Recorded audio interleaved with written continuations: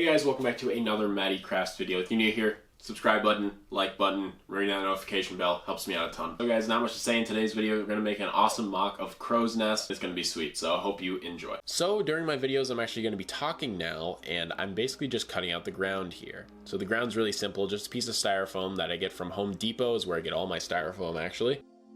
And then I'm going to be rolling this out with a piece of tinfoil ball, and that's going to make really good ground texture, or concrete texture. Then I'm going to be marking these lines and putting this into the back wall for the brickwork. And hitting it also with a piece of the styrofoam ball helps it look more like bricks and concrete. Taking my X-Acto blade and cutting into these lines add more depth and detail, and when you use washes actually get in there more to make the bricks look older. Then we're hot gluing on these straws for pipe work. Now pipework's really easy and simple to do with straws and very cheap. I can get like 100 straws for $1. So I'm always going to have pipes, and pipes are a great way to spruce up any kind of mock or diorama. Taking these small pieces of foam and wrapping them around the pipes to make it look like they're being held up by these pieces of foam that'll turn into metal later on. And cutting the side of the pipes off for the wall on the side. Now I'm just cutting this piece of styrofoam and marking these lines to match up with the actual brickwork on the main piece. Doing this, we're going to exaggerate cuts again and put these brickwork lines into the actual piece. Gluing it on, lining it up, and that looks absolutely fantastic and super simple to do. I also hit it with a tinfoil ball as well. Now that I have that, I'm going to be cutting out this other piece of styrofoam that's going to actually act as a girder. So gluing it into place, and then adding pieces of paper along the bottom to make it look like there are pieces of metal that are sticking out of it.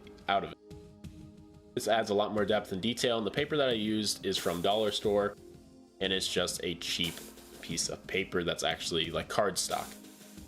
Doing the same thing on the top really helps this piece look a lot more sturdy and stable, and just takes a lot of that negative space out of the equation.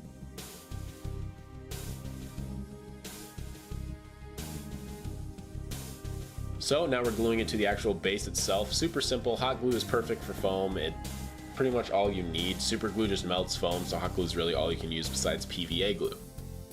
These pieces are going to be the lamps that actually hang off later. They're just a simple piece of styrofoam and a piece of paper to make it have a little bit more detail on the inside.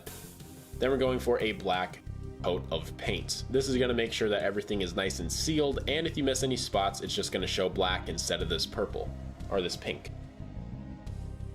So covering all that on there, now we have to make some rats. Now when I played Crow's Nest, there were always rats in Crow's Nest, so it's very important that you actually add a few little minor details like this to really spruce up your mock. These rats are not the best, but they look kind of cute and they worked out just fine. Now I'm going to be adding some concrete style paint to the ground with some gray paint. Just spread it around. You can put a few coats on there if you really want to make sure it goes all the way through. Then we're going to be adding more paint on top to actually look like the brickwork that was in Halo 3 itself. And I had to do 3 or 4 coats to really get this to stick, but it worked out in the end very well. Then I'm going to be adding silver down to these pipelines and that piece of metal, and also the girders themselves. That's going to make this look really good and really realistic when I add rust later on. So I'll pretty much just have to apply that to every part of the girder and take your time.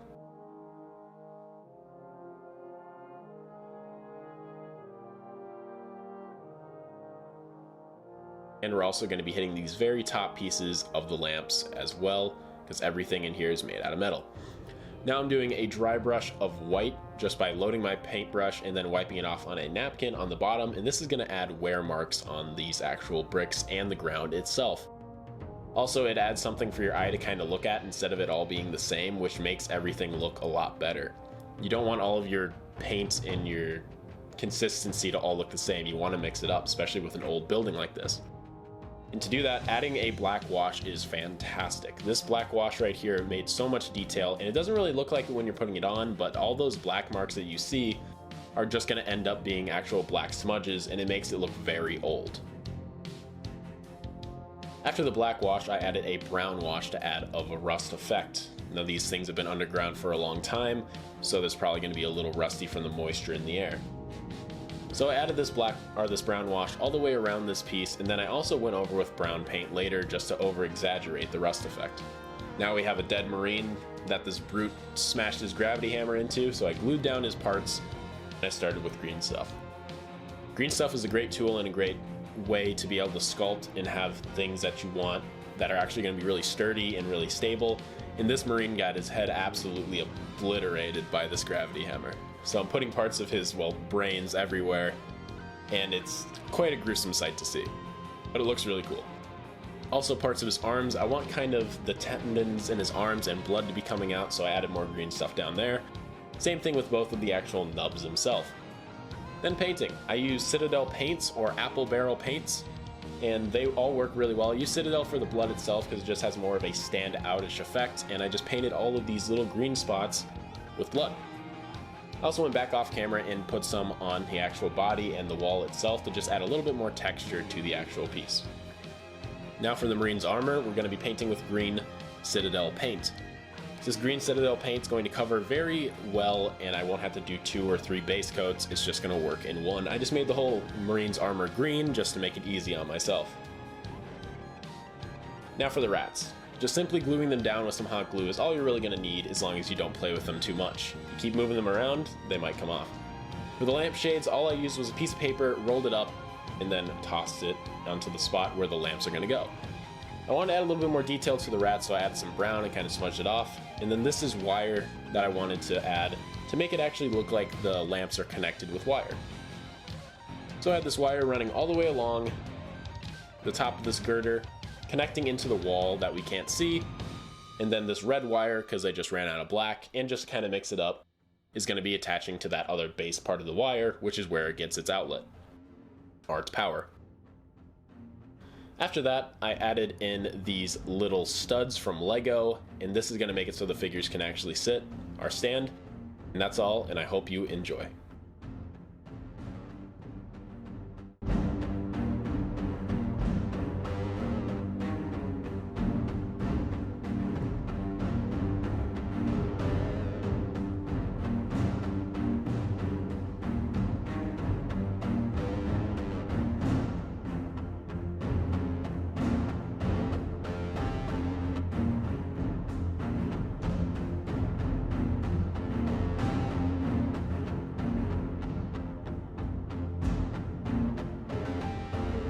Alright everyone, there it is, and it's small, I will admit, but sometimes that's completely fine. Every little bit of detail I really like, from the girders to the lampshades. Now making the lampshades were a little hard. I made them out of paper. I watched somebody else do it and it looked way better, but for a first try I didn't think it looked bad. Texture, the detail, and this Marine got kind of blown up by that gravity hammer. Now I didn't put any blood on the gravity hammer just because I kind of forgot, but normally he would be, if I was making a custom fig for this MOC too, then he would be kind of covered in it. But really cool stuff. I even made little rats on the ground because that was in the mission as well. So hopefully you guys enjoyed this video and this new style of Matty Craft's work. I'm going to try my best now to kind of make things look better and look really cool and work on my videos as much as I can for your guys' more entertainment than just posting a video every single day. So I believe on Thursday I will be posting again, and then Friday and Saturday I'm going to be taking off, and then Sunday will be top 5 MOCs of the week, even though we skipped about 2 weeks. Sunday's going to be now the top 5 MOCs of the weekday, so I hope you will all enjoy that as well. And so my new schedule after this week will be Sunday, Monday,